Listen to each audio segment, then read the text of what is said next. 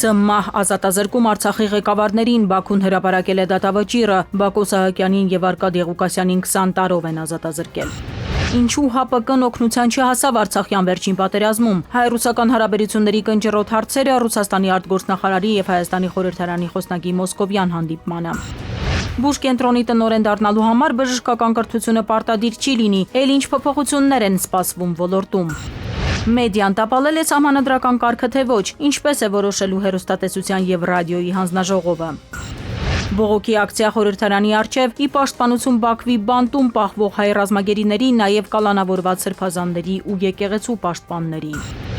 ԳԹԿ-ն շտկում է սխալները, դիմորդները հնարավորություն կունենան վերահանձնել անգլերենի միասնական քննությունը, որի թեստերում խայտառակ սխալներ կային։ Պետության նվերը դարը բոլորողներին 1 միլիոն դրամ միանվագ աջակցություն կստանան 100 տարի ապրողները։ Սևանից Սիգի որսը թույլատրել են, ովքեր եւ ինչ միջոցներով կարող են որսն անել եւ մինչեւ երբ։ Արմենիայի եթերում նորությունների գլխավոր ժամն է, բարի երեկո, ես Շահանե Մեժլոմյանն եմ, ամենակարևորն ու դիտարժանը մեր եթերում։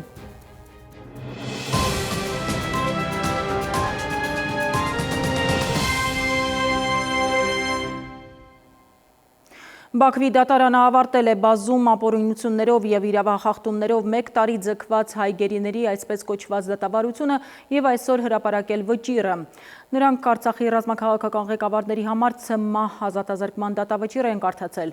Արցախի նախկին նախագահներ Արկադի Ղուկասյանը եւ Բակո Սահակյանը դատապարտվել են 20 տարվա ազատազրկման։ Ադրբեջանցիները օրենք ունեն, որի համաձայն 65 տարին լրացած անձինք չեն կարող ՑՄԱՀ դատապարտվել։ Մյուս գերիների համար սահմանել են 15-ից 19 տարվա ազատազրկում։ Ալիևի գրպանի դատավորին 40 օր ժամանակ է անհրաժեշտ եղել հրապարակելու վճիռը, նա հեռացել էր խորհրդակցական սենյակ դեկտեմբերի 26-ի վերջին նիստից հետո։ Ադրբեջանում մոտ 1 տարի առաջ մեկնարկած ֆարսը, որի անունն էր դատաքննություն, այսօր հասավ իր տրամաբանական ավարտին։ Ի սկզբանե պաշտպանության որևէ հնարավորությունից զրկված հայ ռազմագերիների համար խոշոր պատժաչափեր կարդացին։ Արցախի քաղաքական եւ ռազմական ղեկավարությունը Բաքվի ռեժիմի կողմից մեղադրվում էր տարբեր ծանր հանցանքների մեջ։ Ադրբեջանի ճակերտավոր դատարանն էլ մեղադրանքը ճանաչեց հիմնավոր։ Հայաստանը ունի միջպետական գանգատը, որտեղ քննարկում է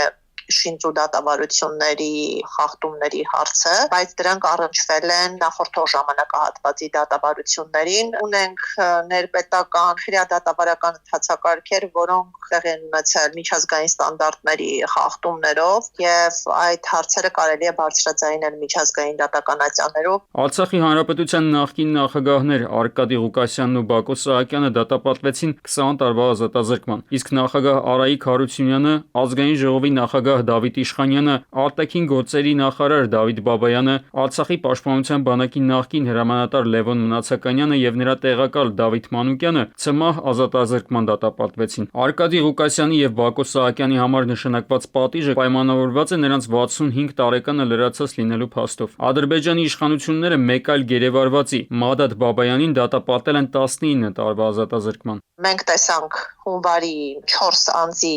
հայրենադարձում, նրանք բոլորն էլ երկարաժամկետ ազատազրկման դատապարտվածներ են եղել։ Դա կարևոր փաստարկ է ցուցադրելու համար, որ խնդիրը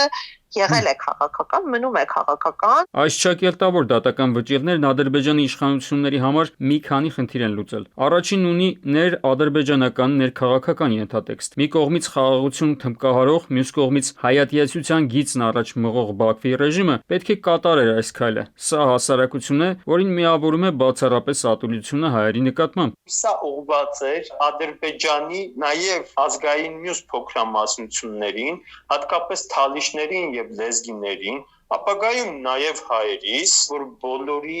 ճակատագիրը ի վերջո այսպիսին է լինելու եւ որևէ մեկը չի կարողանալու այսպես կռվել ադրբեջանական իշխանության դեմ։ Այսինքն լուծել խնդիրը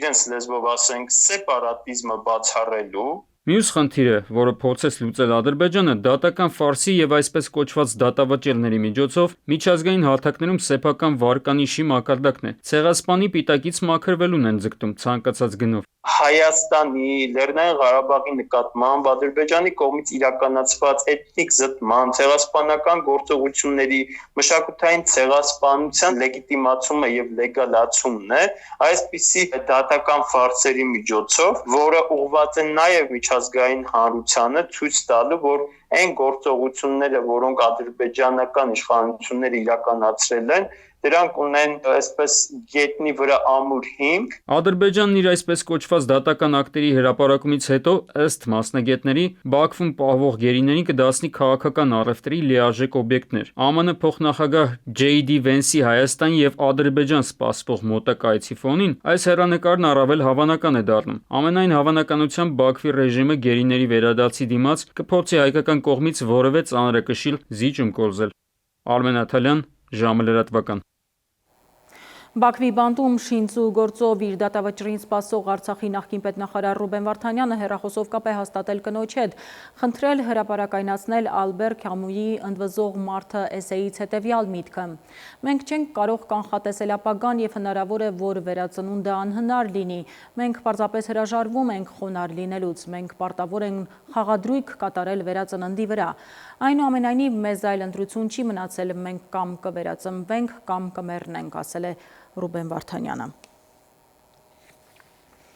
Մայրաթոր Սուրբ Էջմիածինը հայտարարություն է տարածել նշել, որ խորը ցավով են տեղեկացել Բաքվում ապօրինաբար պահվող Արցախի ռազմաքաղաքական ղեկավարների նկատմամբ ակնհայտ շինծու դատավճիռների մասին։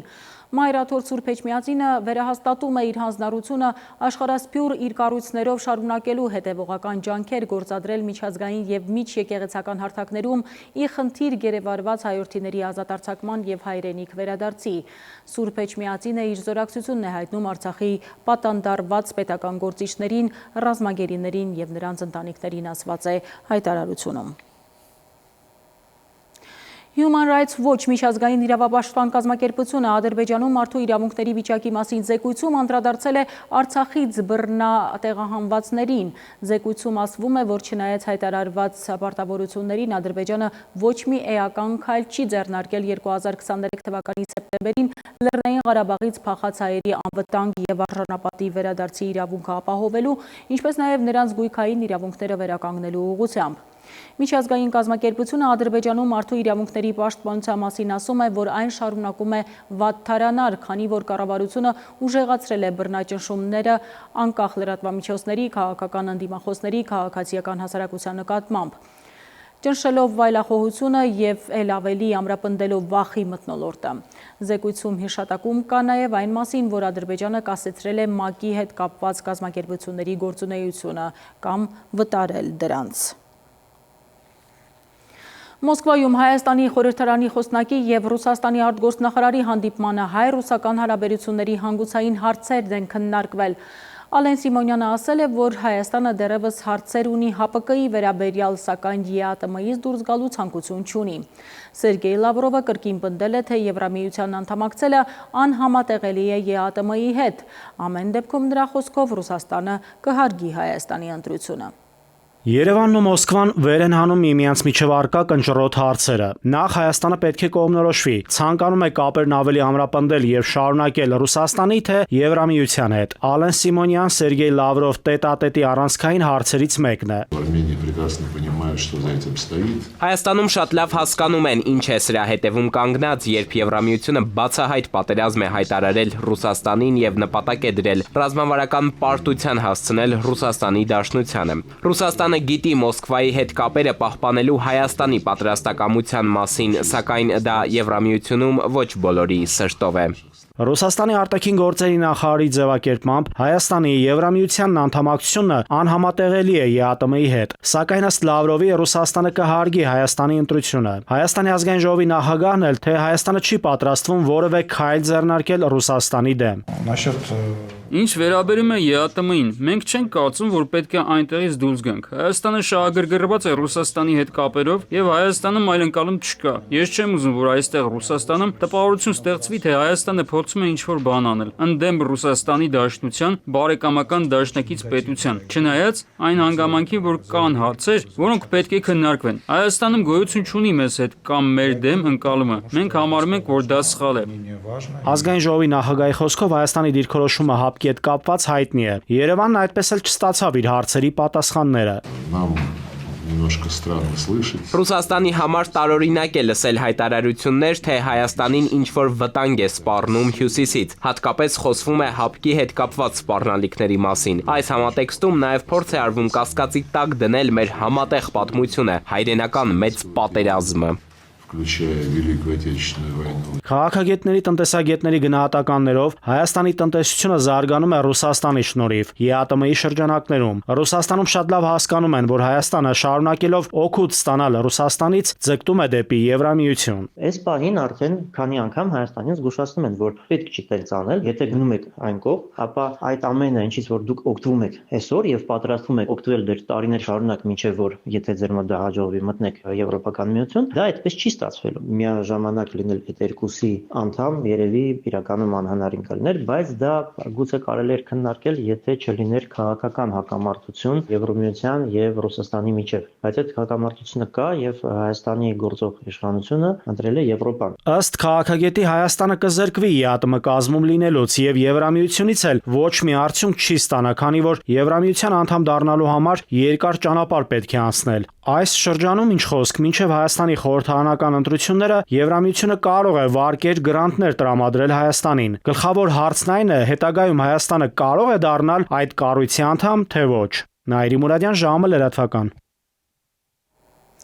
Ավելի վաղ Հայաստանի հնարավոր Եվրաանդամակցության մասին հայտարարություն էր արել Ռուսաստանի փոխվարչապետ Ալեքսեյ Օվերչուկը։ Նա ասել էր, թե Հայաստանը պետք է հաշվի առնի, որ Եվրամիությունը ռազմաքաղաքական միության է վերածվում, որը ագրեսիվ է տրամադրված Ռուսաստանի նկատմամբ։ Նրա խոսքով կարևոր է, որ Երևանը գիտակցի, որ Եվրամիությունը ավելի եւ ավելի է հեռանում տնտեսական բլոկի մոդելից։ Արդյոք հայերը պատրաստ են միանալ ռազմաքաղաքական միությանը, այս հարցը պետք է իրենց տան, հավելել է Օվերչուկը։ Նա ասել է նաև, որ Հայաստանը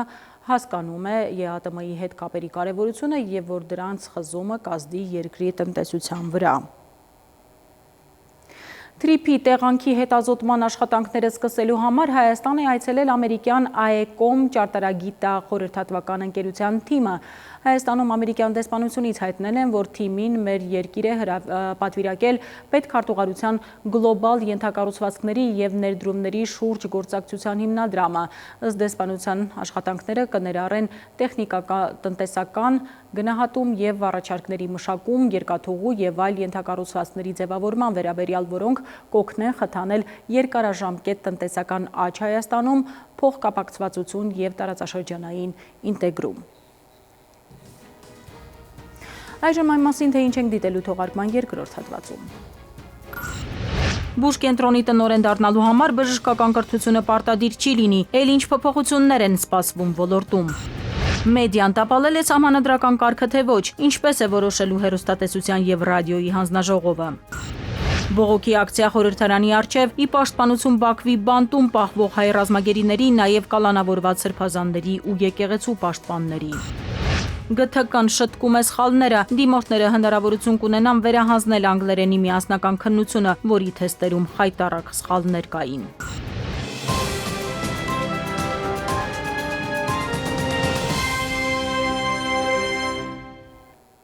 Ժամը շարունակում է աշխատանքը Արմենիայի ուղիղ եթերում, այժմ միջազգային լրահոս։ Իսրայելական բանակը հայտնել է, որ Գազայի հատվածում տեղի ունեցած օդային հարվածի հետևանքով սպանվել է Համասի զինյալների հրամանատարներից մեկը, նա սպանվել է պաղեստինյան Ալ-Շիֆա հիվանդանոցում։ Իսրայելի պաշտպանության ուժերը նաև հայտարարել են Գազայի հատվածի մի քանի շրջաններում իրականացված գործողությունների ընթացքում ևս 2 հրամանատարների սպանության մասին։ Պաղեստինյան կողմը հայտարարել է, որ զոհվել է ավելի քան 20 մարդ, այդ թվում 3 երեխա եւ որ հարվածները թիրախավորել են վրանային ճամբարները։ Գազայի գործողությունների ընթացքում դադարեցվել է հիվանդների տարհանումը Ռաֆայի անցակետով դեպի Եգիպտոս, որը վերջերս բացվել էր Միացյալ Նահանգների միջնորդությամբ կնքված հրադադարի շրջանակում։ Աբու Դաբիում ավարտվել են Ուկրաինայի վերաբերյալ բանակցությունները, դրանց ընթացքում Ռուսաստանը, Ուկրաինան և Միացյալ Նահանգները համաձայնության են եկել փոխանակել 314 ռազմագերիների, հայտարարել է նախագահ Դոնալդ Թրամփի հատուկ բանագնաց Սթիվ Ուիթքոֆը։ Ռուսաստանի նախագահի հատուկ ներկայացուցիչ Կիրիլ Դմիտրիևն էլ բանակցությունները անվանել է մանրակրկիտ և արդյունավետ, ասել, որ քննարկումները կշարունակվեն առաջիկա շաբաթներին։ Նա հավելել է, որ բանակցություններում դեռ շատ աշխատանք կա անելու։ Ավելի վաղ նա ասել էր, թե Ուկրաինայի հետ խաղաղության համաձայնագրի շուրջ առաջընթաց կա, չնայած իր ձևակերպմամբ Մեծ Բրիտանիայից և Եվրոպայից պատերազմ հրահրողներին։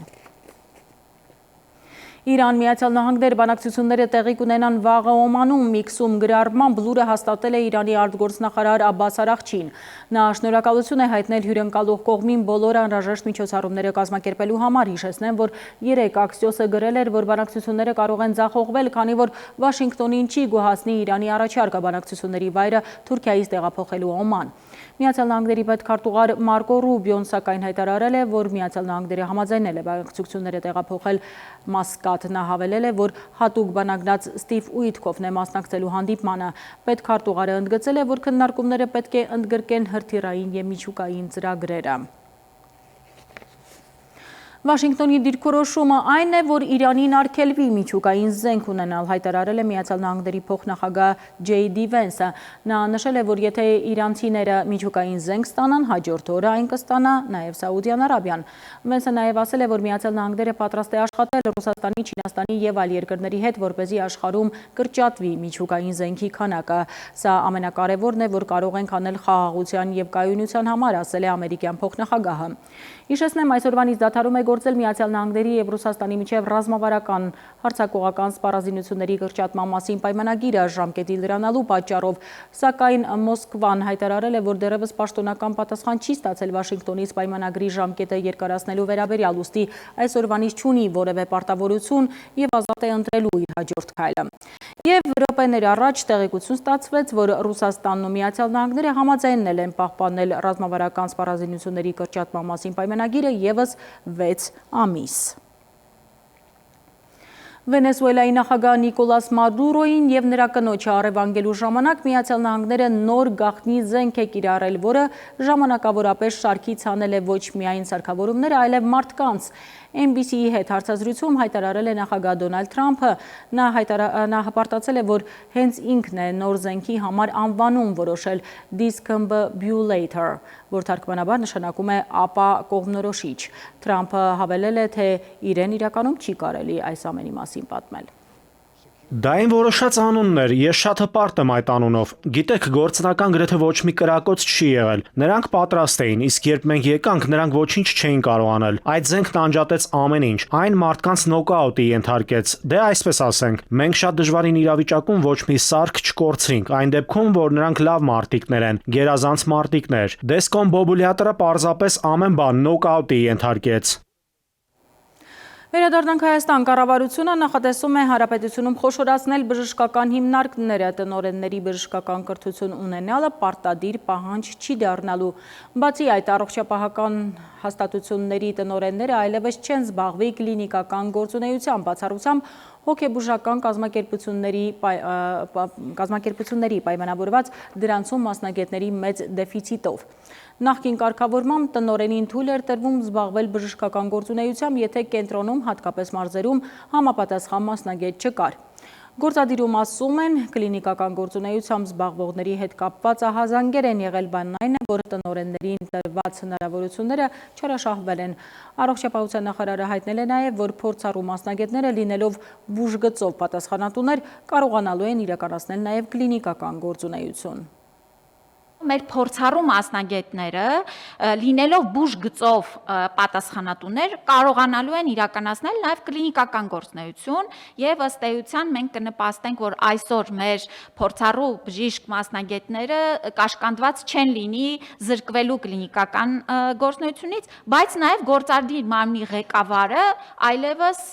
կաշկանդված չենք, որ լինի միայն բժիշկ։ Այս նախագծով իրանք ուզում են բժիշկ ղեկավարներին դուրս բերել պաշտոններ զբաղեցնելու իրավասություններից բժշկական հիմնարկները խոշորացնում են եւ պարտադիր պահանջ չեն դնում, որ տնօրենը պետք է լինի բժիշկ։ Սա կործանարար է լինելու առողջապահության համար։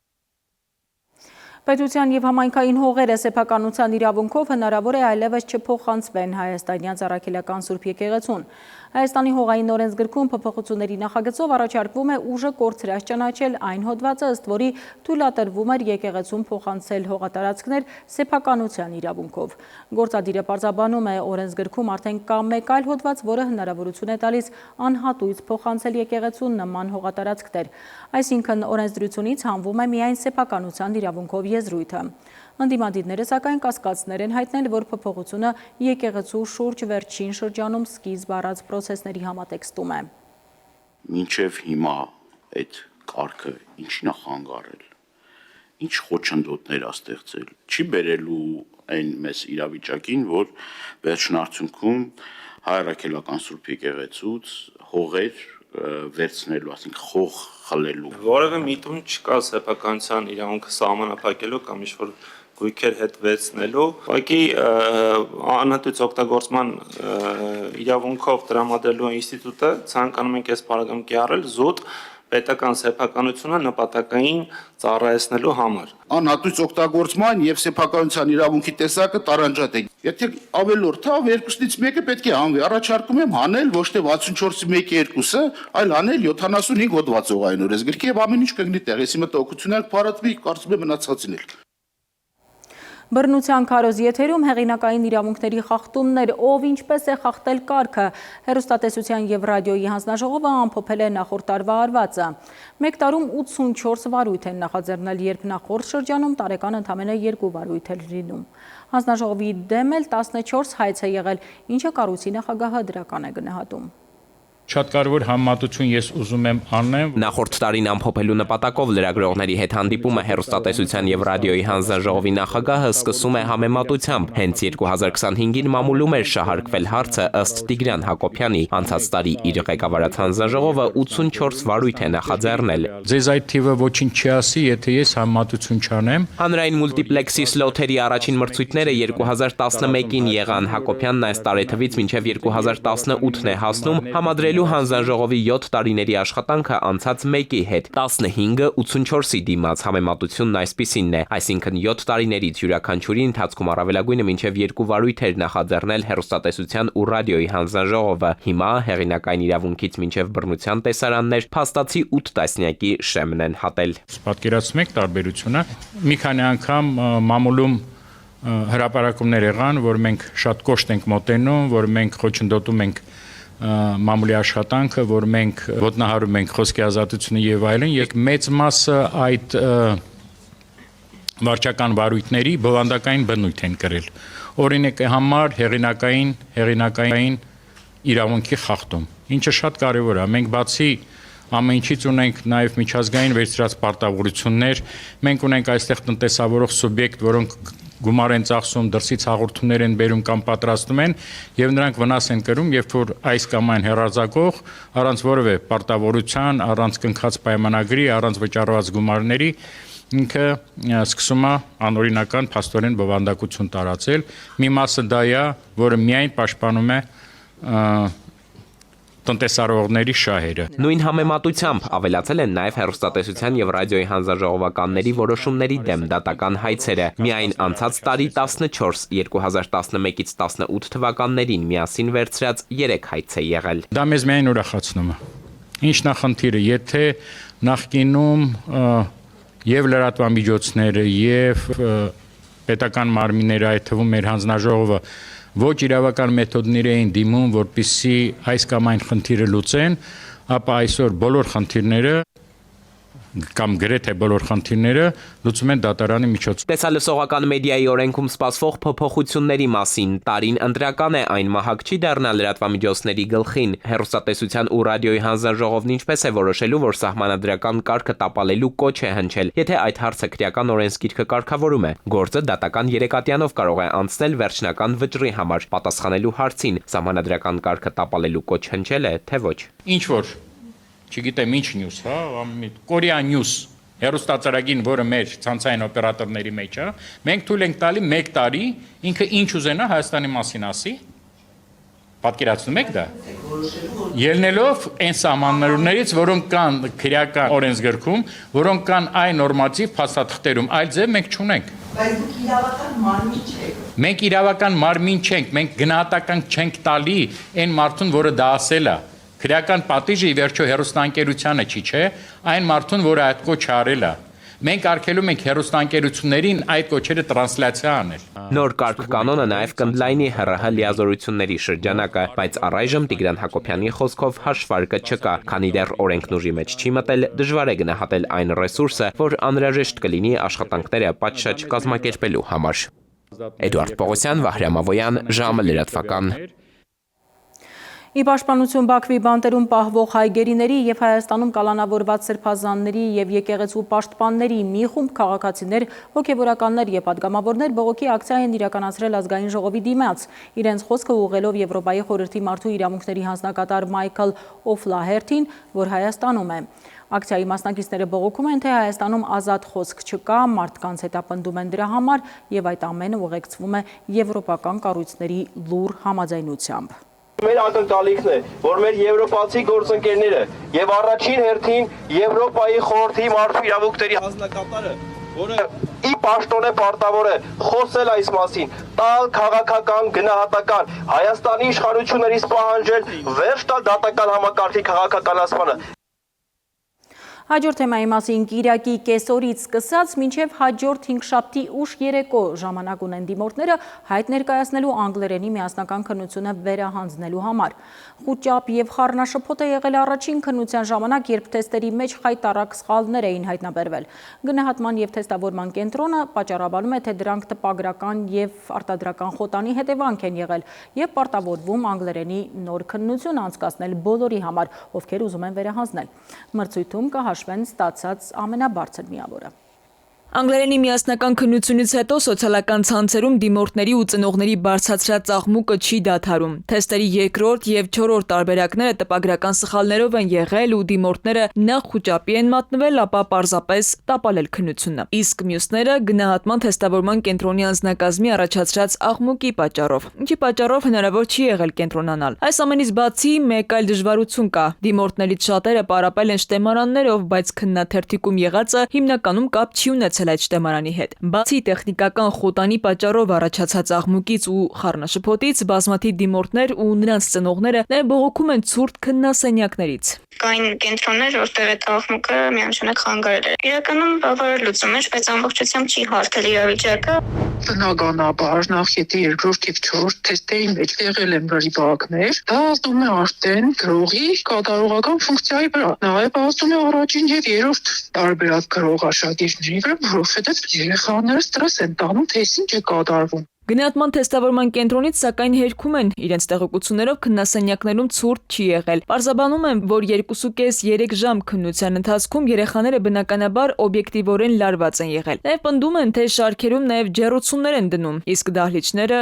ջեռուցվում են։ Ինչ վերաբերում է տեխնիկական խոտանին, Գրիգորյանն ասում է, 2 տասնամյակից ավելի է միասնական քննություններ կազմակերպող գնահատման ու թեստավորման պրակտիկայում սա առաջին դեպքն է, որ տպագրական ու արտադրական խոտաններ են եղել։ Մասնագետներն են եւ թեստերի բովանդակության որակի պատասխանատուն գնահատման եւ թեստավորման կենտրոնն է։ Մեր թեստերով են դիմորդները քննություններ հանձնում, այդ քննությունների արդյունքներով մենք մրցույթ ենք կազմակերպում եւ կազմակերպում ենք ուղղակի ընդունելությունը։ Դա մեր պատասխանատվությունն է։ Ինչ է սպասվում դիմորդներին? Սկզբում գնահատման թեստավորման կենտրոնը պաշտոնապես հայտարարեց, որ լրացուցիչ քննություն հանձնելու հնարավորություն կտրվի այն դիմորդներին, որոնց բաժին էր ընկել այդ երկու տարբերակներից մեկը։ Այս հայտարարությունը նոր դժգոհության պատճառ դարձավ։ Աղմուկը դադարեցնելու համար գնահատման թեստավորման կենտրոնը նոր որոշում ունի։ Անգլերենի միասնական քննությանը մասնակցած դիմորդները հայտարարագրվելու համար պետք է մուտք գործեն դիմորդ.am կայքի իրենց անձնական էջ ու սեղմեն վերահանձնել կոճակը։ Դրանից հետո դիմորդի էլեկտրոնային հասցեին կուղարկվի վերահանձմանը մասնակցելու հաստատումը։ Քննությունից 3 օր առաջ դիմորդին կուղարկվի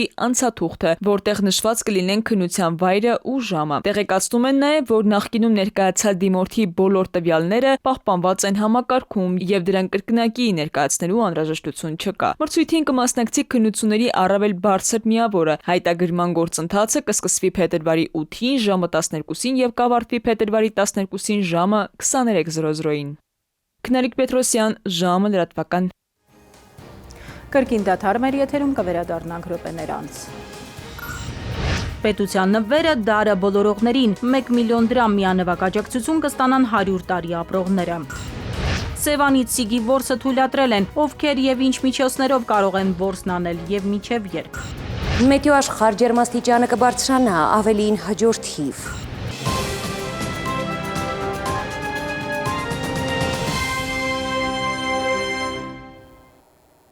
Մենք վերադարձանք, շարունակում ենք թողարկումը։ Ինչ փոփոխություններ են սպասվում համաշխարհային ֆինանսական շուկաներում եւ ներդրումային ինչպիսի հնարավորություններ կձևավորվեն առաջիկայում։ Աշխարհի առաջատար ֆինանսիստներն ու ոլորտի լավագույն փորձագետները հարցերը Երևանում են քննարկել Ամունդի գլոբալ ներդրումային տնտեսական 20-րդ հոբելյանական համաժողովին։ Ամունդի ԱԳԲ-ն արդեն 12 տարի մեր երկրում կառավարում է պարտադիր կൂട്ടակային կենսաթոշակային ֆոնդերը։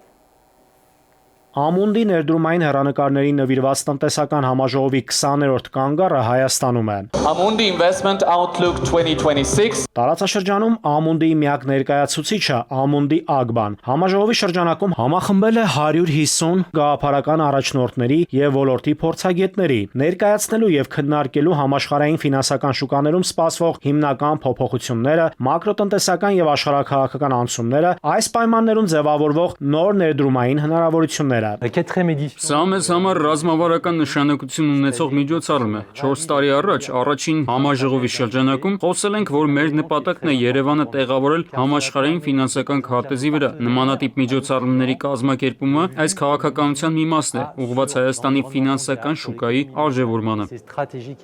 Համաժողովին Հայաստան էր ժամանել Ամունդի Ֆրանսիայի պատվիրակված ներդրումային լուծումների ղեկավար Ֆրեդերիկ Պասկալը, Եվրոպայի առաջատար ակտիվների կառավարչի Ամունդի խմբի գլխավոր ներդրումային տնօրեն, Ամունդի Asset Management-ի տնօրենի տեղակալ Վինսենտ Մորտիեն։ Ամունդի խմբի գլխավոր ներդրումային տնօրենը ներկայացրել է Ամունդի ռազմավարական ներդրումային տեսլականը եւ 2026-ի ֆինանսական շուկաների հիմնական միտումները։ Ամունդի թիմերը համատեղ աշխատում են ձևավորելու ներդրումների հիմնական ուղղությունները։ Մի բաց աշխարհում, որտեղ միաժամանակ շատ գործընթացներ են տեղի ունենում։ Անհրաժեշտ է ունենալ հստակ ձևակերպված համոզմունքներ, որոնք կարող են ներկայացնել մեր հաճախորդներին Ամունդի 35 երկրում գործող ներկայացուցչությունների միջոցով։ Քննարկման առանցքում են աշխարհաքաղաքական եւ մակրոտնտեսական զարգացումները եւ դրանց ազդեցությունը գլոբալ շուկաների վրա, այդ թվում հայաստանյան։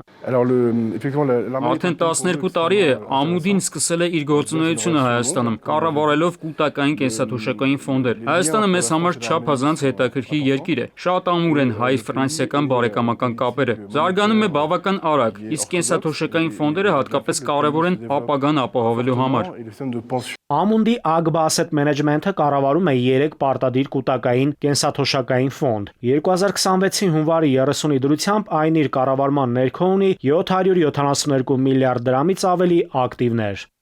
Նաիրի Մուրադյան, Վահրամ Ավոյան, ժամը լրատվական։ Ոստիկանության բաժանմունքում քաղաքացուն խոշտանգած եւ նվաստացրած օպերլիազորը կձերբակալվի։ Գլխավոր դատախազությունից լրատվամիջոցներին հայտնել են, որ ոստիկանի նկատմամբ հանրային քրեական հետապնդում է հարուցվել։ Ավելի վաղ ոստիկանությունից հայտնել են, որ ոստիկանի լիազորությունները կասեցվել են։ Օրվա մյուս ուշագրավ լուրերը մեկ տեսաշարով։ Մեծիտանն Կիլիկիո Արամ Ա կաթողիկոսը Բաքվում ապօրինաբար պահվող հայ գետիների ազատ արձակման հարցով եւ ընդառաջ Ամերիկայի Միացյալ Նահանգների փոխնախագահ Ջեյ Վենսի Հայաստան այցին նամակ է հղել նրան։ Այս մասին հայտնել են կաթողիկոսությունից։ Վեհափառը հայցել է նահանգների փոխնախագահի անձնական միջամտությունն ինչպես այս, այնպես էլ Արցախի հոգևոր մշակութային կոթողների պահպանության հարցերում։ Արամ առաջինը նամակում նաեւ հիշեցրել է, որ միջազգային օրենքները հստակորեն շեշտում են թե ռազմագերիների ազատ արձակման եւ թե հոգևոր մշակութային ժառանգության պաշտպանության կարևորությունը։ Վաղվանից մինչև նոյեմբերի 20-ը Սևանա լճում կթույլատրվի Սիգի արդյունագործական որս իրականացնել 550 տոննա չափաքանակով, արդյունագործական պաշարի 40%-ը կառավարությունն է որոշել։ Սիգի որսը թույլ կտան Սևանա լճի ամբողջ տարածքում յուրաքանչյուր ափից առնվազն 500 մետր հեռավորության վրա։ Գործադիրն արգելել է որսն իրականացնել հանգուցային, արտադրված մեքենայական կամ ձեռքի միջոցով, սինթետիկ նեյլոնե կամ այլ պոլիամիդային մանրաթելերից պատրաստված ձկնորսական ուրկաններով, եթե թելի դրամագիծը պակաս լինի կես միլիմետրից, իսկ ցանցավանդակի չափը 80-ից։ Շրջակա միջավայրի նախարարությունը սկսում է պայմանագրերի կնքումը։ Երևանի Ռոսիա տոնավաճառի աշխատակիցները բողոքի ակցիա են իրականացրել, դժգոհելով, թե իրենց ստիպում են լքել զբաղեցրած տարածքները։ Նրանք մտավախություն ունեն, որ սեփականատերերը վերանորոգելուց հետո տարածքը տրամադրելու են մի քանի բրենդային խանութների։ Ռոսիա տոնավաճառի ղեկավարության ներկայացուցիչը, ով նաև ակցիայի ընթացքում զրուցել է ցուցարարների հետ, հայտարարել է, որ վաճառականներին անգոր չեն թողնում, առաջարկում են աշխատանքը շարունակել այլ տարածքում, ինչին նրանք չեն համաձայնում։ Ակցիայի ընթացքում տոնավաճառի աշխատակիցները ստորագրահավաք են նախաձեռնել, պահանջելով, որ վերանորոգումից հետո տաղավարները կրկին տրամադրեն իրենց, ինչպես նաև 1 տարի ժամանակ ներկրած ապրանքները իրացնել կարողանալու համար։ Քրեական ոստիկանության Շիրակի մարզային վարչությունում իրավապահները տեղեկություն են ստացել, որ Գյումրիի Գարեգի Նժդեհ փողոցի 44-ամյակ բնակիչը առանց համապատասխան թույլտվության տանը պատրաստում, շշալցնում, պահեստավորում եւ իրացնում է տարբեր մակնշումներով կեղծ անգույն եւ գունավոր ալկոհոլային խմիչքներ։ Ոստիկանները տղամարդուն հայտնաբերել եւ ձերբակալել են։ Նա հաստատել է տեղեկությունը։ Շիրակի մարզային վարչությունում քրեական վարույթ են նախաձեռնել։ Զննությամբ 44-ամյա քաղաքացու բնակարանում իրավապահները հայտնաբերել են մեծաքանակ կեղծ խմիչք, 492 հատ 1 լիտրանոց թանկարժեք օղի, 942 շիշ կես լիտրանոց կոնյակ եւ օղի, նաեւ 10 լիտր սպիրտ, 200 լիտրանոց 3 տարա պատրաստի օղիով, դատարկ շշեր, պիտակներ, 5 արկղ խցան, օղի պատրաստելու համար նախատեսված սարքեր ու հարմարանքներ։ 1 միլիոն դրամ դարն ապրած քաղաքացիներին Հայաստանում բնակվող այն մարդիկ, որոնց 100 տարին լրացել է կամ կլրանա այս տարի, կստանան այդ միանվագ դրամական աջակցությունը պետության կողմից։ Նրանք 71 են։ Գումարը չեն տա միայն նրանց, ովքեր Երևանի ավագանու որոշմամբ արդեն իսկ ստացել են աջակցությունը կամ կորցրել են կենսաթոշակ ստանալու իրավունքը, նաև եթե անձը մահանա։ Աջակցության այս ծրագրով կառավարությունը նպատակ ունի երախտագիտություն եւ խորհրդանշական հարգանք դրսեւորել կյանքի 1 դարը հատած այն իրենց ընտանիքին, պետությանը, հայրենիքին, աշխատանքին ու հանրությանը նվիրած անձանց։ Էդվարդ Պողոսյան, ժամը լրատվական։ Եվ թողարկման ավարտին եղանակ Լիլի Հովերն է տեղյակ օդերևութաբանների կանխատեսումներին։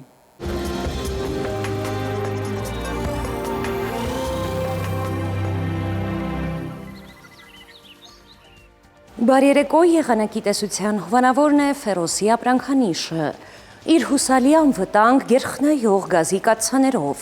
դրանք պաշտոնապես ներկայացված են էքստերիեր խանութ սրահներում, Ֆերոսի եղանակ ստեղծող կաթսաներ, Մետեոաշխարհ նախ Հայաստան, մեր երկրի մեծ մասում ուրբաթը կանցնի առանց տեղումների արևոտ երկնքով, ջերմաստիճանն առաջիկա օրերին կբարձրանա 6-ից 10 նիշ, վաղը ցերեկը Շիրակում, Կոտայքում, Գեղարքունիքում, Արագածոտնի եւ Վայոց-Ձորի լեռնային գոտիներում կդիտվի 0-ից 3 աստիճան տաքություն։ Վայոց-Ձորի եւ Արագածոտնի նախալեռներում սպասվում է 4-ից 8, Լոռիում 4-ից 9, Տավուշում 8-ից 11 աստիճան։ Հարրատում, Արմավիրում կդիտվի 4-ից 8, Սյունիքի հովտային գոտիներում սպասվում է 10-ից 14, Սյունիքի նախալեռներում 0-ից 3 աստիճան տաքություն։ Երևանում օրը կանցնի առանց տեղումների։ Այս գիշեր սպասվում է 3-ից 5 աստիճան ցուրտ, ցերեկը 5-ից 7, երեկոյան 1-ից 3 աստիճան տաքություն։ Այսքանն էինք պատրաստել այսօրվա համար, ես ձեզ հրաժեշտ եմ տալիս եւ մաղթում խաղաղ գիշեր։